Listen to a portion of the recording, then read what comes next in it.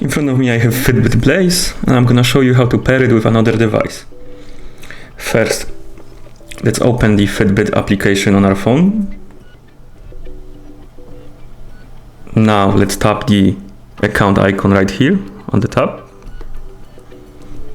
Here let's select set up a device. Now let's scroll down and find FITBIT Blaze right here and tap it. Let's tap set up your FITBIT Blaze and agree to the terms of service. Now let's tap next and let's wait. Now we need to type in the code from the watch.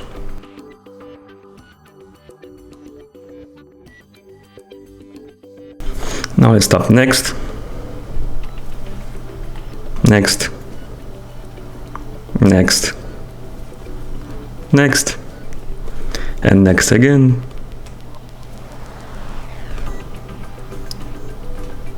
Keep tapping next. And done. Now let's wait a second. And let's tap OK. And here let's tap OK. And our Blaze is now paired to our phone. That should be all. If you found this video helpful, remember to subscribe to our channel and leave the like on the video.